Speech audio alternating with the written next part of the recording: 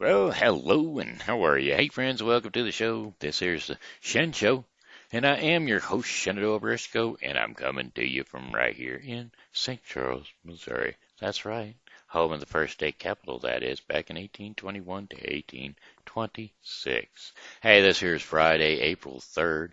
Don't have any real birthday shout-outs going out to anybody, but Bradley Barton. And the only reason, Bradley, that you're getting a shout out from me is because you just so happen to be the brother of Samantha.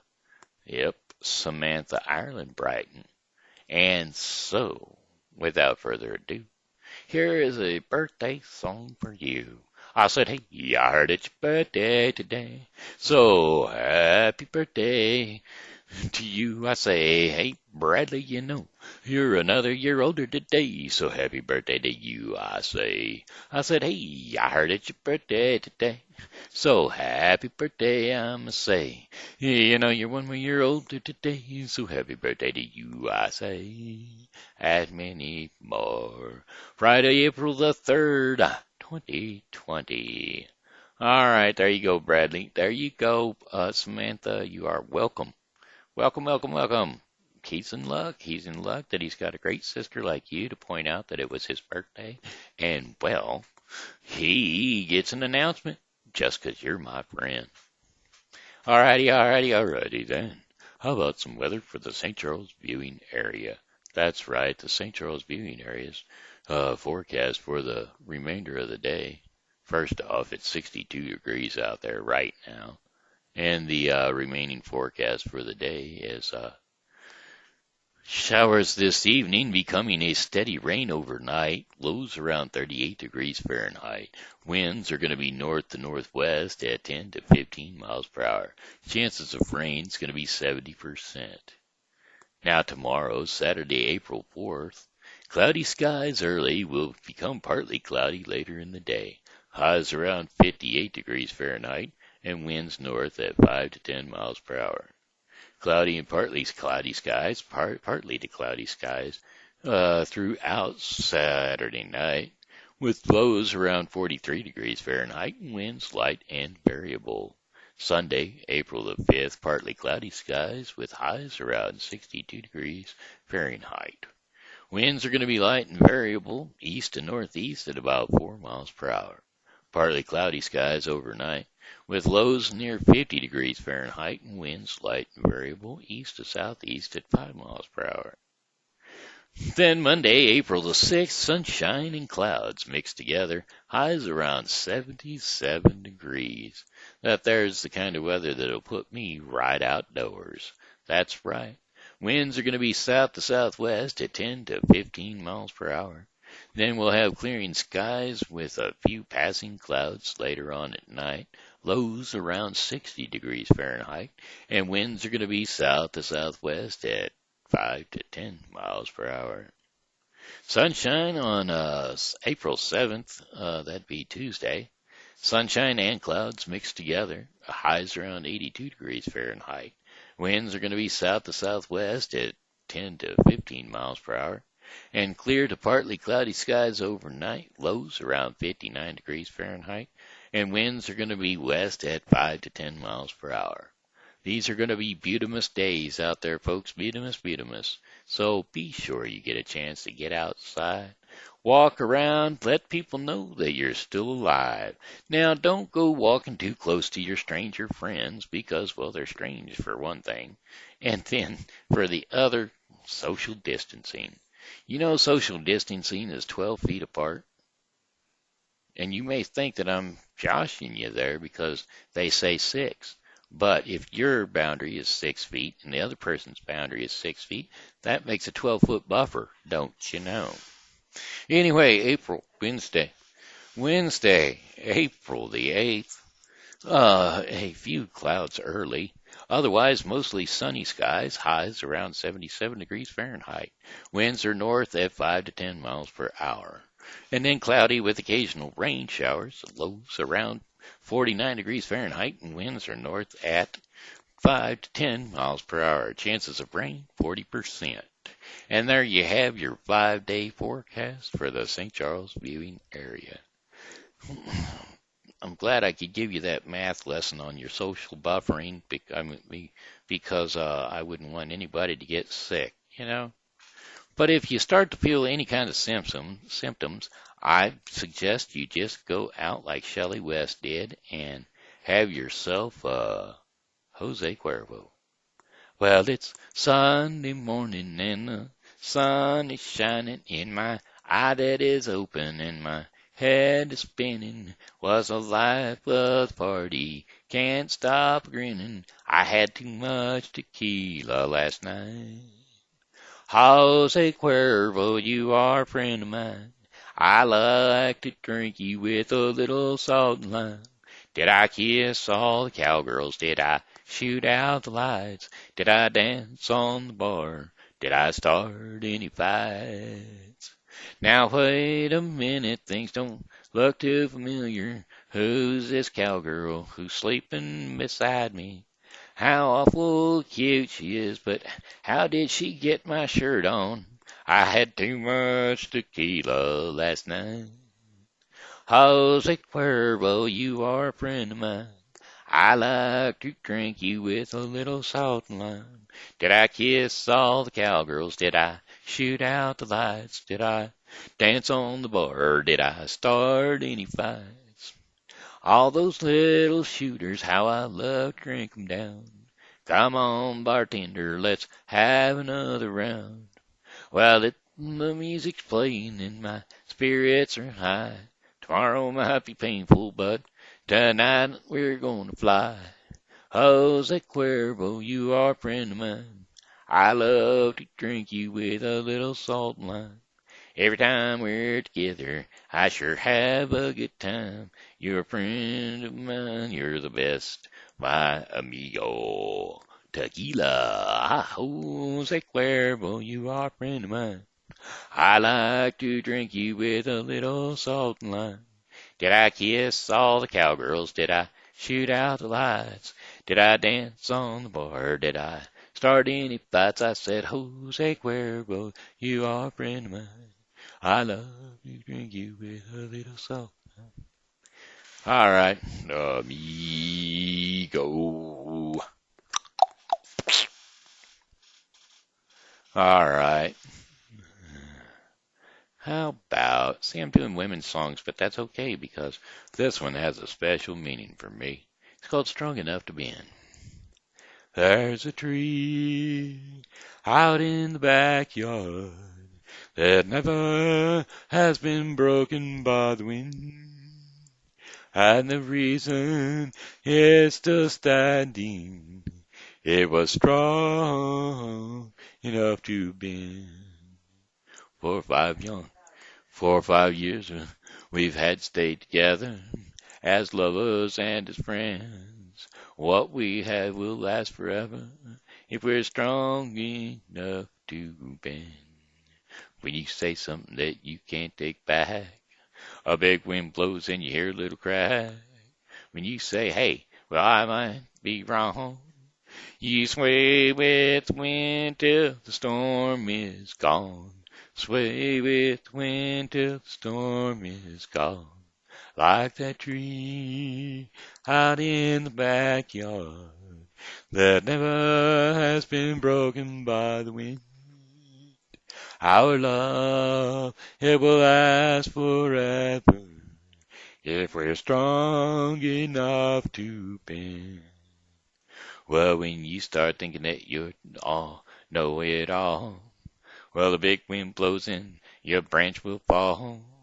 When you say, hey, this job takes two, we can sway with the wind till the skies turn blue. Sway with the wind till the skies turn blue. Like the tree out in the backyard that never has been broken by the wind. Our love will last forever if we're strong enough to bend. Our love will last forever if we're strong enough to bend. Our love will last forever if we're strong enough to bend. All right, well, I had to do it. Well, it was 700 fence posts from your place to ours. Neither one of us was old enough to drive a car.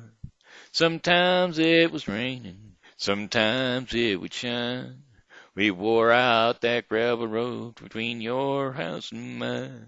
Well, I'd start walking your way, you'd start walking mine. We'd meet in the middle, neath that old George pine. We'd gain a lot of ground, 'cause we'd both give a little.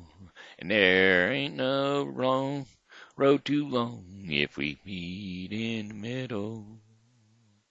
It's been 7 years tomorrow since we set our vows underneath that old pine tree. You ought to see it now, standing in the backyard, reminding me of you. That if we don't see eye to eye, there's something we can do. Oh, I'll start walking your way if you start walking mine. We meet in the middle, 'neath that old George pine. We'd gain a lot of ground, 'cause we both give a little. And there ain't no road too long when you meet in the middle. Babe, I love the way we worked it out. What was that love was all about? Well, I'd start walking your way, you'd start walking mine. We'd meet in the middle, 'neath that old Georgia pine. We'd gain a lot of ground, 'cause we'd both give a little. There ain't no road too long when you meet in the middle. Yes, I'd start walking your way, and you'd start walking mine. We'd meet in the middle, 'neath that old Georgia pine. We'd gain a lot of ground if we both gave a little. And there ain't no road too long if you meet in the middle. All right, let's see. One more. Johnny's daddy was taking him fishing when he was 8 years old. Little girl came through the front gate holding a fishing pole. His daddy looked down and smiled. He said, "We can't leave her behind. Son, I know you don't want her to go, but someday you'll change your mind."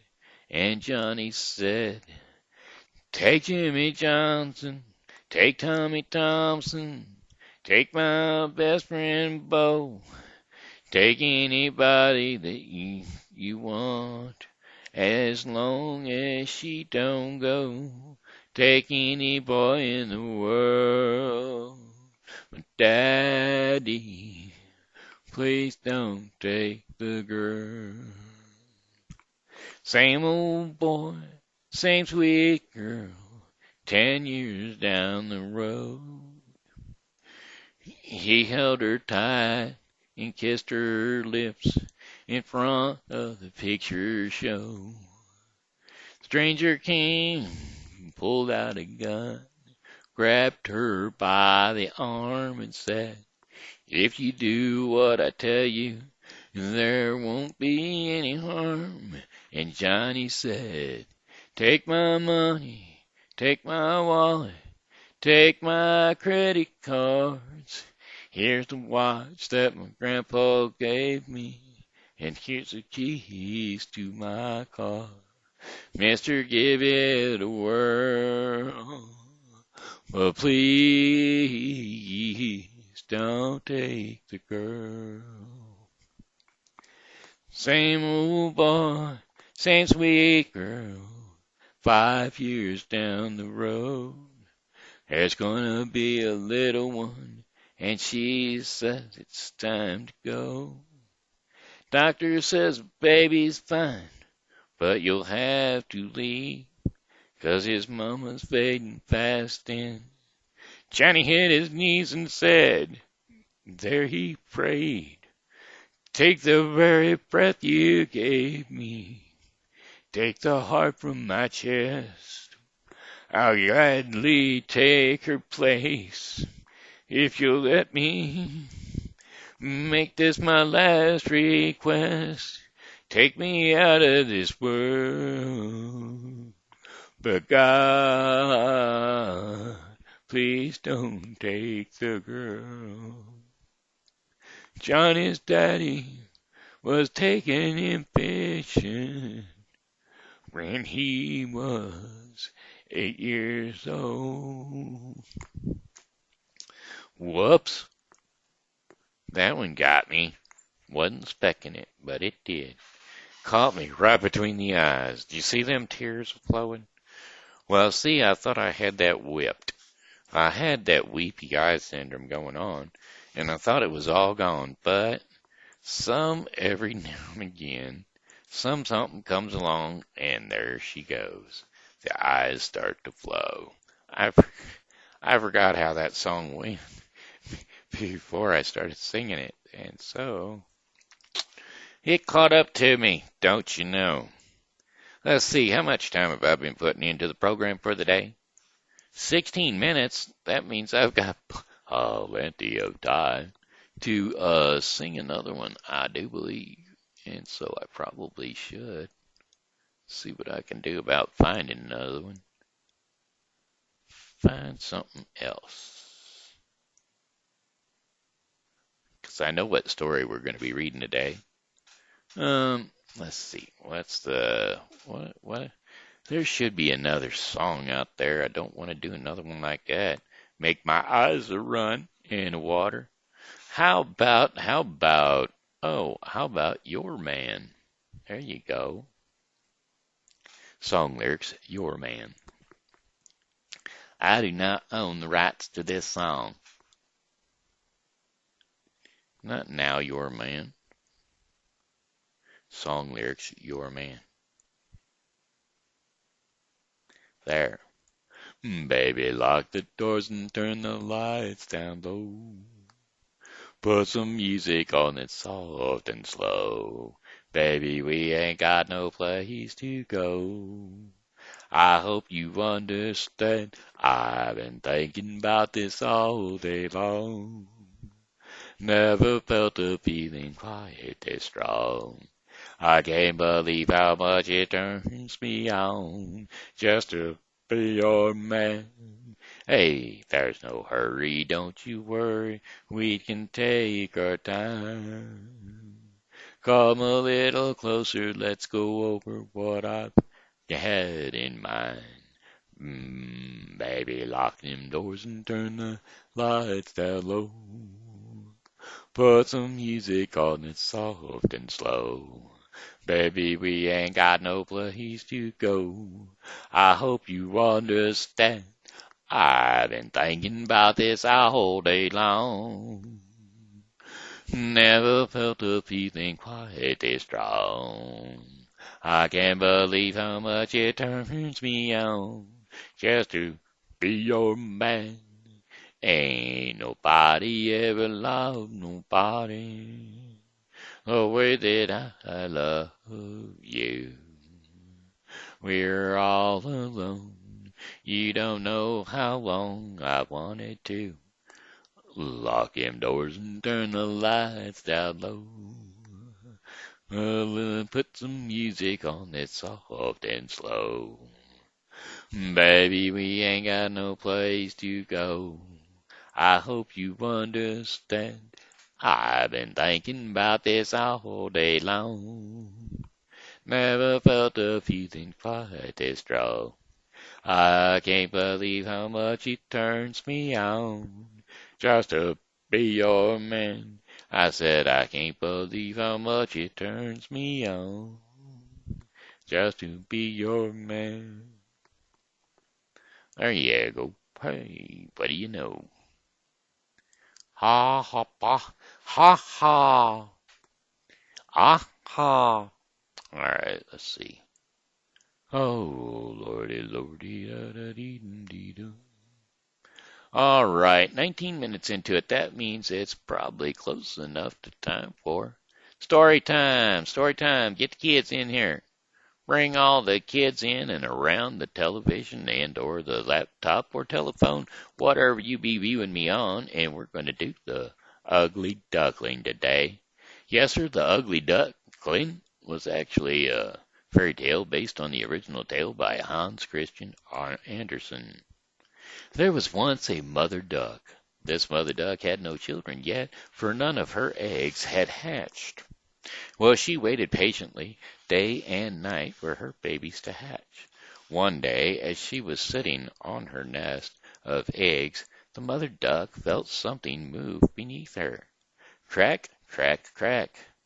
Filled with happiness, the mother duck watched as, one by one, her eggs hatched. She was so excited to lead her children to the pond and teach them all the ways of being a duck. Unfortunately for the mother duck, one egg was left to hatch. This egg was larger than the rest, and the egg was browner than the rest. Her little ducks impatiently waited for 2 more days and nights. "I want to go to the pond, mother," one of the baby ducks quacked. "Quack, quack, I want to go to the pond, mother," one of the baby ducks quacked. "Let's go, let's go," 2 more quacked excitedly. But the mother duck made them all wait, for she promised herself that she would love all her children the same. At the crack of dawn on the 3rd day of waiting, the large brown egg began to vibrate. It shook, and all the ducks watched in awe. And then suddenly, crack! Out from the large brown egg popped a large, strange-looking head of a bird that didn't look much like a duck. This baby's beak was a little too long. His feathers were a little too scruffy, and his face was a little too ugly. But nevertheless, the mother duck promised herself that she would love all her children the same. She led her children into the nearby pond and began to teach them, each duckling, how to be a proper duck. She taught them how to quack, quack, quack, quack, quack, quack. Each duckling quacked, quack, quack, quack, quack, quack, quack, quack, quack. The ugly duckling quacked, quack. All of the ducks in the pond stared at the ugly duckling and began to laugh. The mother duckling sadly took her little duckling over to a different part of the pond. The other ducklings were giggling and making fun of the ugly one. 2 nearby ducks swam by and peeked at the ugly duckling's feathers. "This one looks nothing like your others," one gestured. "And this one is ugly," the other one scoffed. The ugly duckling hung his head in shame. The mother duckling became very embarrassed of her ugly duckling and made him stay in the corner of the pond while the others practiced swimming, diving, quacking, and splashing. One evening, as all the ducks in the pond had gone to sleep, the ugly duckling decided it was time for him to leave. He knew he was causing his mother distress, and he did not want to live in a place where he felt unwanted. So the little ugly duckling ran away. He waddled far away from the pond where he was born. He waddled through small marsh plants and large river beds. He waddled over bundles of sticks and piles of dung. All this waddling made him dirtier than ever. He approached a new pond that was filled with a family of different ducks. These ducks were happily swimming and quacking. He advanced one of the ducklings who looked to be just a bit larger and older than the ugly duckling. "Hello there," beamed the ugly duckling to the other duckling. With this, the new family of ducklings turned and stared at the ugly duckling. "And who are you?" asked the mother duck. "What are you?" asked the father duck. "You sure are ugly," all ducklings chimed in. As this family of ducklings began to quack and laugh at the ugly duckling, he waddled off again in search of a nicer family to call his own. He waddled far away from the pond with the family of ducks, and he waddled through small marsh plants and large river reeds. He waddled over bundles of sacks of, and piles of duns, bundles of sticks and piles of dung. All the waddling made him even dirtier than before. Next, the ugly duckling came to an even larger pond filled with a family of geese. The goslings were a brown-gray like he was. Happily, the ugly duckling waddled to the water's edge, plopped his little body in the water, and swam towards the family of geese. He advanced one of the goslings, who looked even larger and grayer than him. "Hello there!" the ugly duckling happily exclaimed. "Greetings and greeting the gosling." And with this, the family of geese turned and stared at the ugly duckling. "And who are you?" asked the mother goose. "And what are you?" asked the father goose. "You sure are ugly," all the goslings chimed in. And as the family of ducks began to honk and laugh at him, as the family of geese began to honk and laugh at him, the ugly duckling, before the duckling could waddle off, the geese surrounded him, and the father goose said, "Though you are quite strange looking, you may stay with us. You are more than welcome to join our family." The ugly duckling couldn't be happier. The geese were very kind to him, though their honks hurt his ears. Many days and nights passed, and the ugly duckling was living happily with the geese. He loved to play with the goslings, and the mother and father treated him like their own. Everything was peaceful until a hunter and his basset hounds approached the pond. The hunter began firing off shots at the geese, and the hound chased the birds around the pond, trying to catch one. The ugly duckling could do nothing but sit still as the hound approached him, sniffed all for a while, and cocked its head. "What are you? You sure are ugly," it said before it ran off in search of a real goose. In the midst of the hunter's ambush, the ugly duckling sadly waddled off once more. He was growing larger, his feathers were coming in, and the ugly duckling was able to fly off the ground. However, the ugly duckling had become very weak and hungry. He did not have enough strength to fly. Instead, he waddled his way to a small house where he took shelter during the night. In the morning, the ugly duckling awoke to the sound of human chatter. "What is it?" an old woman asked. "A duck, perhaps," her husband replied. "Just what we've needed," the woman exclaimed. With that, the farmer and his wife allowed the ugly duckling to live with them in hopes that the duck would lay eggs for them to eat. They waited and waited and waited, but nothing happened. The ugly duckling never laid eggs. He did, however, grow larger, and harder to take care of. Though the farmer and his wife had grown fond of the ugly duckling, they had no more room for him. They had no more room for him in their house, and so they shooed him out. "Go find yourself a family that will love you," shouted the farmer sadly, as he shutted the door behind him. The ugly duckling hung his head and waddled far away from the farmer's house. He waddled through the new frozen marsh plants and frozen river reeds.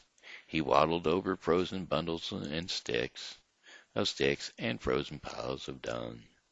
All this waddling made him colder than ever. Miraculously, the ugly duckling had survived the cold winter, and with spring all of the frozen ponds melted and the frost evaporated from the marsh plants and river reeds. The ugly duckling was still sad, however. He approached a crystal clear pond and saw a family of the most beautiful birds he had ever seen, swans. And as he sat by the water's edge, he didn't even dare to ask these birds if he could join, for he knew if he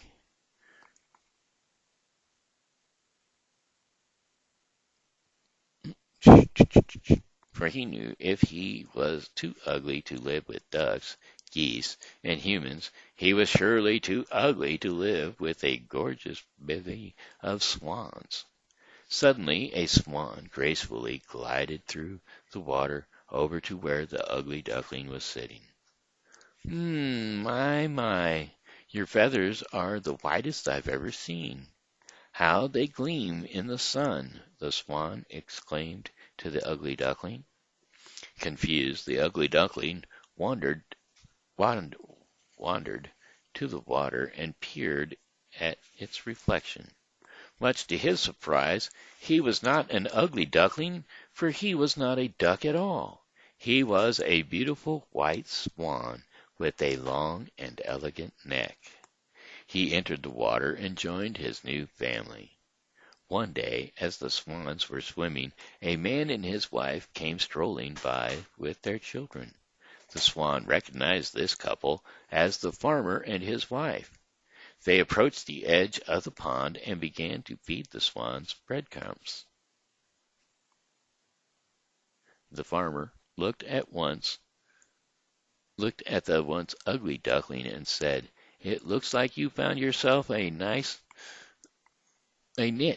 a family. You are the most beautiful swan I've ever seen." For the rest of his days, the swan lived happily ever after with his new swan family, and was greeted often by the farmer and his family. The end. And there you have it, the ugly duckling. All right, looks like the end of it. I've got one more song for you. Well, goodbye, my friends, it's a time to go.